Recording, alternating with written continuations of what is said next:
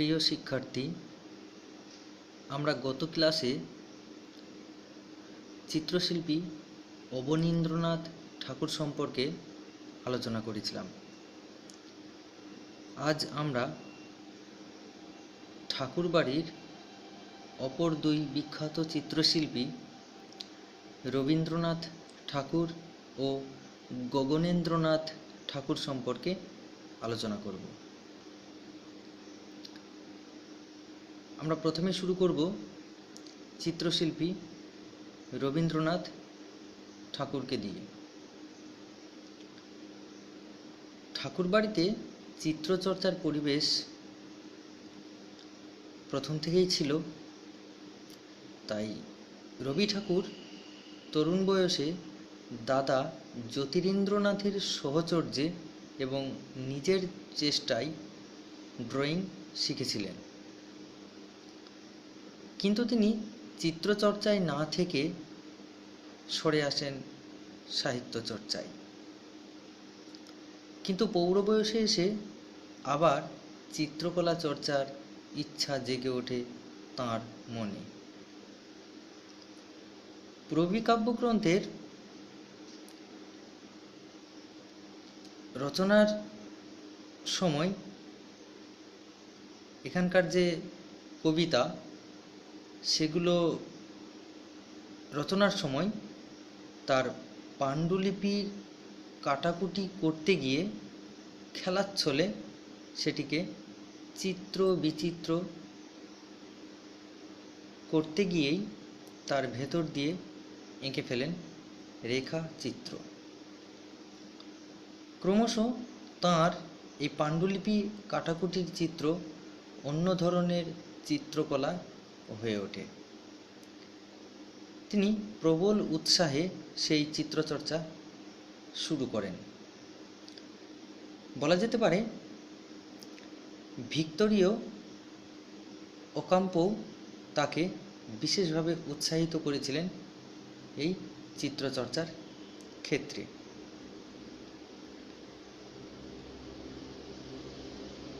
সেই উৎসাহেই তিনি প্রায় 2500 রেখাচিত্র এবং ছবি দ্রুতই এঁকে ফেলেন। তার এই ছবি গড়ে ওঠার যে পদ্ধতি, সেই পদ্ধতিকেই চিত্রশিল্পী অবনীন্দ্রনাথ ঠাকুর ভলক্যানিক ইরাপশন বা অগ্ন্যুৎপাত বলেছিলেন। এখন আমরা দেখে নেব চিত্রশিল্পী রবীন্দ্রনাথের চিত্রাঙ্কনের ক্ষেত্রে কি কি তার বিশেষত্ব ছিল। প্রথমে আসি রঙের ব্যবহার। ছবি আঁকার ক্ষেত্রে তিনি যে রং ব্যবহার করতেন সেটা অন্যান্য চিত্রশিল্পীদের থেকে একটু ব্যতিক্রম ধরনের। তিনি সাধারণত ছবি আঁকার ক্ষেত্রে কালো পেন্সিল, পেনের কালি, পেস্টেল, এছাড়াও যেটা অন্য চিত্রশিল্পীদের থেকে তাকে অনেকটাই পৃথক করে সেটি হচ্ছে লতাপাতা, গাছের ফুল ও গাছের রস তিনি ব্যবহার করেছিলেন তার চিত্রগুলিতে, যা অন্য কোনো শিল্পীরা ব্যবহার করেননি। এবার আসি আঁকার উপকরণ। ছবি আঁকার উপকরণ হিসেবে পেন, পেন্সিল তো ছিলই, এছাড়াও আঙুল, তুলি ইত্যাদিও ব্যবহার করতেন তিনি। এরপরে আসি ছবি আঁকার ধরন। যদিও ধরন অংশটি আমি ভূমিকা অংশেই কিছুটা আলোচনা করেছি, সেটা পুনরায় আবার বলছি। পাণ্ডুলিপি সংশোধনের কুশ্রী দিকটুকু ঢেকে ছবির রূপ দিতেন তিনি। কৌশলে সেগুলোকে নানা ছবি হিসাবে ফুটিয়ে তুলতেন। অর্থাৎ পাণ্ডুলিপির যে অংশগুলি তিনি অপ্রয়োজনীয় মনে করতেন সেগুলিকে কেটে সেই কাটাকুটিগুলিকে একটার সঙ্গে আরেকটাকে জোড়া দিতেন এবং সেগুলোই একসময় হয়ে উঠল তার বিশেষ উল্লেখযোগ্য এবং গুরুত্বপূর্ণ ছবি। রবি ঠাকুরের এই চিত্রাঙ্কনের ক্ষেত্রে অবদান কোথায়? রবীন্দ্রনাথের আঁকা ছবি আর 5টি ছবির থেকে ছিল আলাদা রকমের। সেই ধরন আগে সেভাবে দেখা যায়নি। পাণ্ডুলিপির রেখাচিত্র ছাড়াও আর যেসব ছবি তিনি এঁকেছিলেন তার মধ্যে উল্লেখযোগ্য হল শেষ নিঃশ্বাস, আত্মপ্রতিকৃতি, বৌদ্ধ ভিক্ষু, অহল্যা হল পাষাণী ও আবু তাহের ইত্যাদি।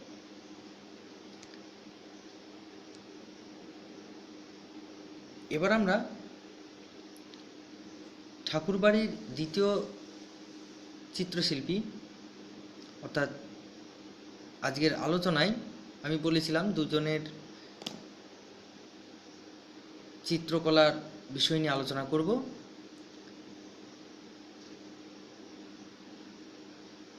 এই দ্বিতীয়জনই হলেন গগনেন্দ্রনাথ ঠাকুর। বলা যেতে পারে যে জোড়াসাঁকো ঠাকুরবাড়ির চিত্রকলা চর্চার পরিবেশে হরিচরণ বসু এবং জাপানি শিল্পী টাইকান ও হিশিদার কাছে ছবি আঁকার পাঠ নিয়েছিলেন এই গগনেন্দ্রনাথ ঠাকুর এবং এই চিত্রকলা রচনার মধ্য দিয়েই তিনি প্রবেশ করেন চিত্রশিল্পের জগতে। তার ছবির প্রধান যে সমস্ত বৈশিষ্ট্যগুলো আমাদের বিশেষভাবে দৃষ্টি আকর্ষণ করে সেগুলো হচ্ছে যেমন ওয়াশের কাজ। ছবি আঁকার প্রথম দিকে তিনি জাপানি কালি তুলি এবং ওয়াশের মাধ্যমে ছবি আঁকতেন। 1901 খ্রিস্টাব্দে সেভাবেই আঁকেন তিনি তার বিখ্যাত গুরুত্বপূর্ণ ছবি 12টি কাকের ছবি নিয়ে 12 ইঙ্ক স্কেচেস।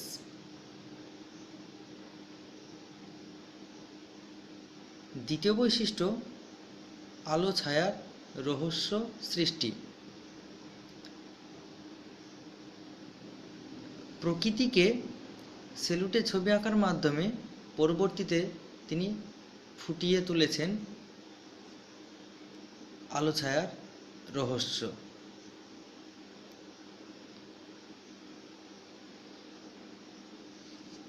তার চিত্রকলা চর্চার 3 নম্বর বৈশিষ্ট্য হল ব্যঙ্গচিত্রের ধরন। বেশ কিছু ছবিতে তৎকালীন বঙ্গ সমাজ ও ব্যারিস্টারদের স্বদেশিয়ানা, চরকা বনাম পৃথিবীর সভ্যতা এসব বিষয়ে ব্যঙ্গ প্রকাশ পেয়েছে। এই শিল্পীর অবদান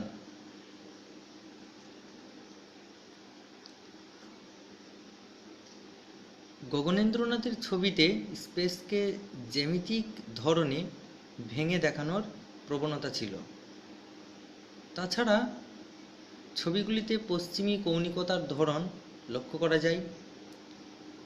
গ্রন্থের অলঙ্করণেও তাঁর চিত্রকলা অন্য মাত্রা পেয়েছিল। প্রিয় শিক্ষার্থীরা, আজ এ পর্যন্তই রইল।